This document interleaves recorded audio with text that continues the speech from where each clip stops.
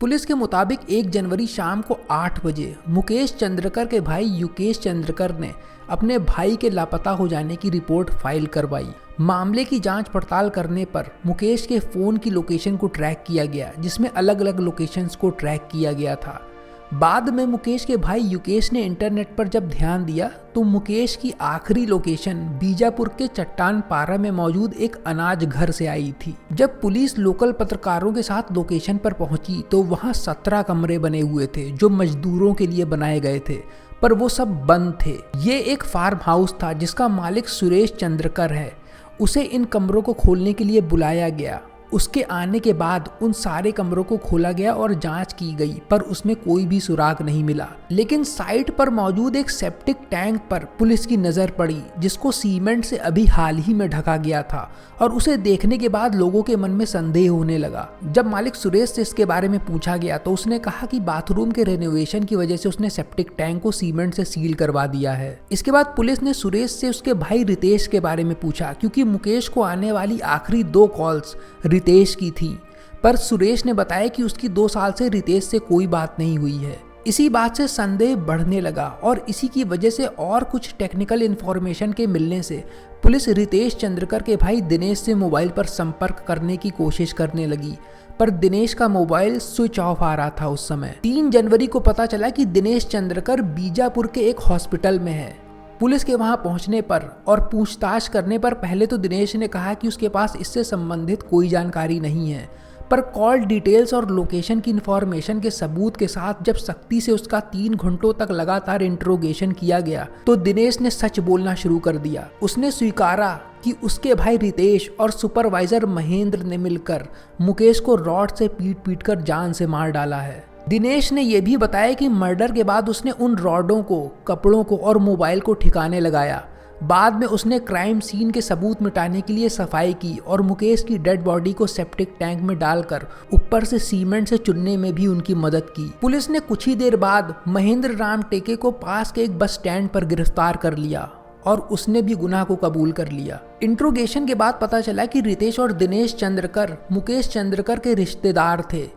Mukesh NDTV के लिए freelance journalist के तौर पर काम करते थे और उनका बस्तर जंक्शन नाम का एक यूट्यूब चैनल भी है। मुकेश जी का जन्म छत्तीसगढ़ की बीजापुर डिस्ट्रिक्ट के बासागुड़ा नाम के गांव में हुआ था। ये एक ऐसा गांव था जो 2000 के शुरुआती सालों में नक्सलियों और आतंकवादियों से सबसे ज्यादा प्रभावित था, जिन्होंने वहां पर काफी खून खराबा मचा रखा था। इसी मौजूद वायलेंस की वजह से मुकेश का परिवार बीजापुर के एक सरकारी शेल्टर में जाकर रहने लगा। बचपन में ही पिता की मौत हो जाने के बाद मुकेश और उनके भाई युकेश को उनकी मां ने संभाला और पाला पोसा, जो आंगनवाड़ी में कार्यरत थी। साल 2013 में उनकी कैंसर से मौत हो गई। मुकेश जी ने उन्हें बचाने की पूरी कोशिश की, पर उनके पास पैसों की कमी थी। मुकेश के करीबी दोस्त बताते हैं कि बचपन के समय मुकेश के परिवार के पास दूध तक खरीदने के पैसे नहीं बचते थे। वो अपनी माँ से बहुत प्रेम करते थे, पर बीजापुर के खराब हालातों की वजह से उनकी माँ ने उन्हें दूर दांतेवाड़ा डिस्ट्रिक्ट में अपनी पढ़ाई पूरी करने के लिए भेज दिया। शुरुआत में सरवाइव करने के लिए उन्होंने महुआ बेचा और बाद में बाइक मैकेनिक के तौर पर वो काम करने लगे, जिससे उनका खर्चा निकलता रहे। अपने बड़े भाई को फ्रीलांस जर्नलिस्ट के तौर पर काम करते देख उनको इस प्रोफेशन से जुड़ाव महसूस होने लगा, जो बाद में उनका जुनून बन गया। उन्होंने कई चैनलों में काम किया, जैसे सहारा, बंसल, न्यूज़ 18 और एनडीटीवी। नक्सल टेरिटरीज के घने जंगलों में जाकर ग्राउंड रिपोर्ट देने पर उनकी लोकप्रियता काफी बढ़ती चली गई। 2021 में मुकेश 7 जर्नलिस्ट के ग्रुप के साथ सीआरपीएफ पर्सनल राकेश सिंह मनहास को नक्सलों से समझौता करके उनको उनकी कैद से छुड़ा कर लाए थे। और रिहाई के चंद लम्हों के बाद ही वो आवाज सुनाई दी, जिसे सुनने के लिए पूरा मनहास परिवार बेसब्र था। वो आवाज थी राकेश्वर मनहास की। ठीक हो ना, बिल्कुल के लिए राजी हुए थे।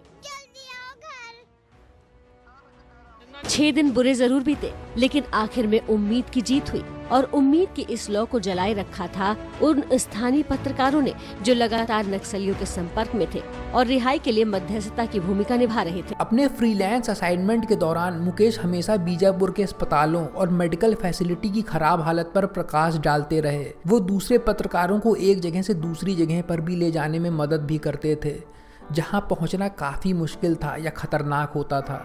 एक उनको जानने वाले बताते हैं कि वो बस्तर जाते थे और लौट आते थे, पर मुकेश वहीं पर टिके रहते थे, जो काफ़ी खतरनाक था क्योंकि उनको कभी भी वहाँ पर टारगेट बनाया जा सकता था। ऐसा उन्होंने 4.5 साल तक लगातार किया, ना ही उनके लिए बल्कि और भी लोगों के लिए। सिर्फ उनकी वजह से ही बस्तर में मौजूद नक्सलियों से संघर्ष और वहाँ के माहौल के बारे में बातें पता चल पाती थी। वो ऐसा अपने अंदर बसे जुनून की वजह से कर पाते थे क्योंकि इसके बदले उनको ज़्यादा पैसे भी नहीं मिलते थे।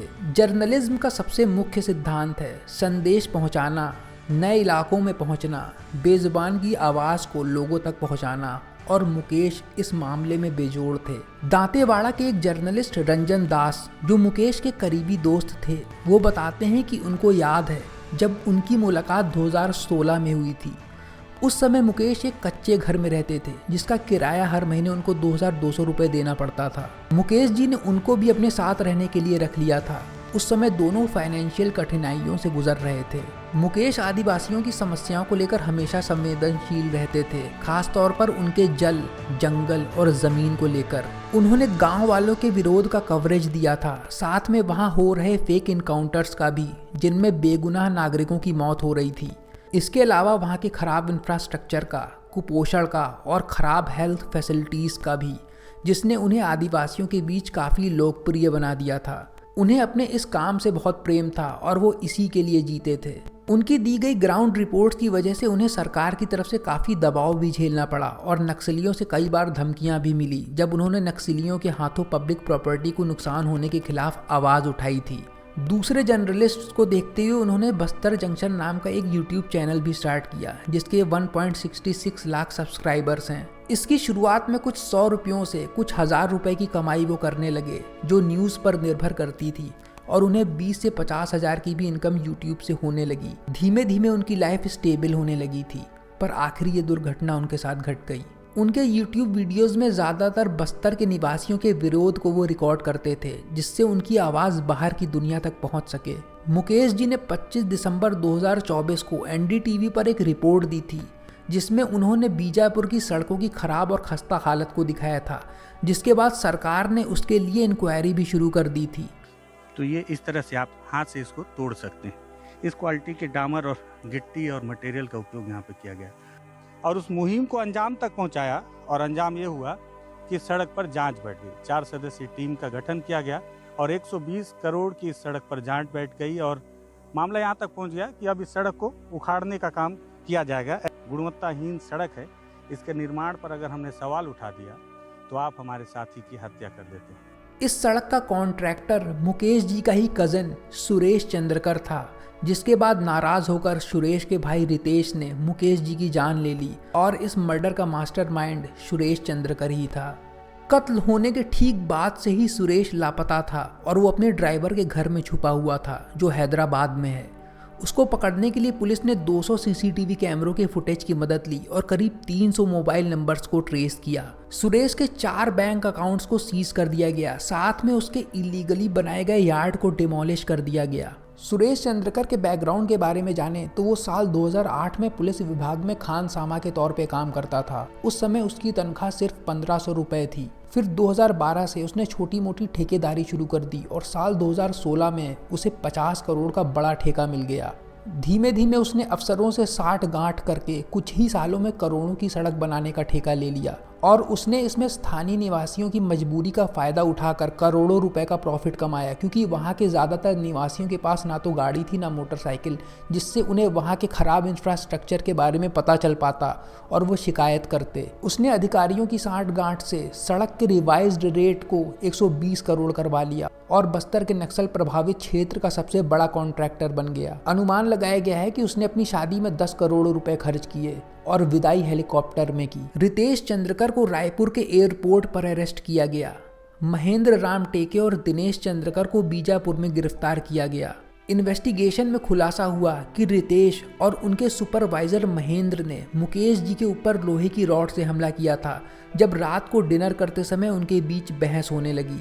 कत्ल करने के बाद दोनों ने बॉडी को सेप्टिक टैंक में डालकर ऊपर से सील कर दिया। छत्तीसगढ़ के डिप्टी चीफ मिनिस्टर ने मुकेश जी के साथ हुए इस हादसे को बहुत दुखद, दुर्भाग्यपूर्ण और दर्दनाक बताया है। छत्तीसगढ़ चीफ मिनिस्टर विष्णुदेव साई जी ने दुख प्रकट करते हुए कहा कि ये समाज और जर्नलिज्म दोनों के लिए बहुत भारी नुकसान है। देश की सबसे बड़ी मीडिया एसोसिएशंस में से एक प्रेस क्लब ऑफ इंडिया के सदस्यों ने सरकार से पत्रकारों की सुरक्षा बढ़ाने की मांग की है, खास तौर पर जो गांव और छोटे कस्बों में रहकर काम करते हैं। कैमरा चलाना सिखाया हूँ, कैमरा फेस करना सिखाया हूँ, बोलना सिखाया हूँ। उसने जो कार्य किए हैं ना, पूरी दुनिया गवाह।